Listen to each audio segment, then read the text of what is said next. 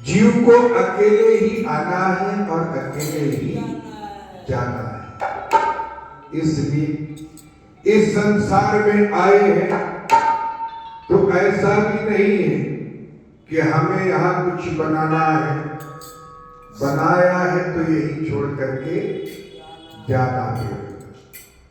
मुट्ठी बांध के आता है, हाथ पसारे जाता है। ये तो गीता भी कहता है कि यहाँ कर्म तो करना है लेकिन फल देना भगवान के हाथ में। और ना कोई किसी को दुख देता है, ना कोई किसी को सुख देता है। काहू न मिले दुख सुख करता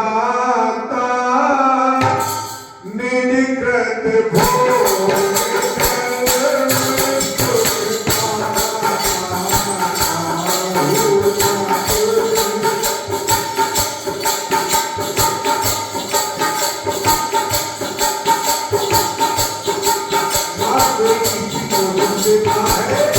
और ना कोई किसी को सुख देता है।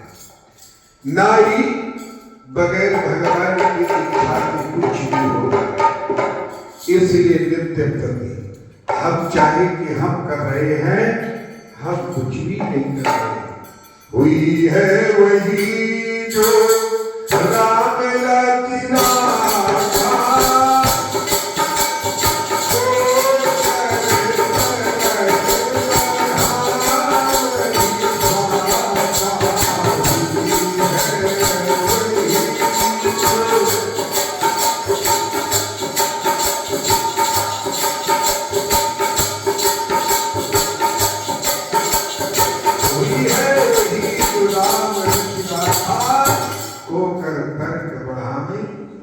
शाखा, फिर जीव और माया, माया जीव और ब्रह्म, इसके बीच में माया आती है।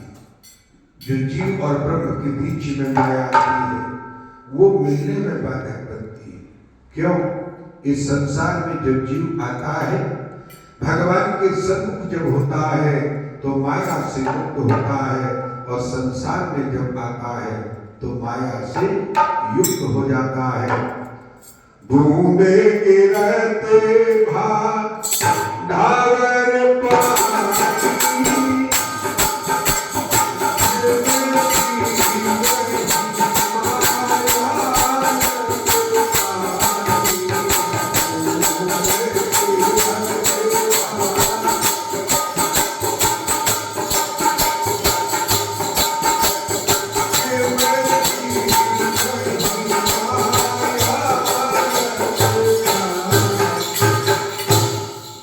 संसार में जीव आता है, माया उसे अपने पर्दे से ढक देती है।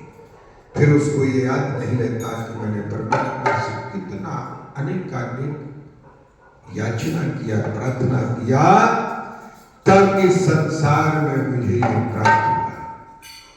जी, ये मानव का शरीर। देवताओं के जब पुण्य क्षीण होते हैं और उन्हें भी इस लोक में आना पड़े तो कोई जरूरी नहीं कि मानव का शरीर मिल जाए। बड़े भागे मानव तनु पावा, सुर तुर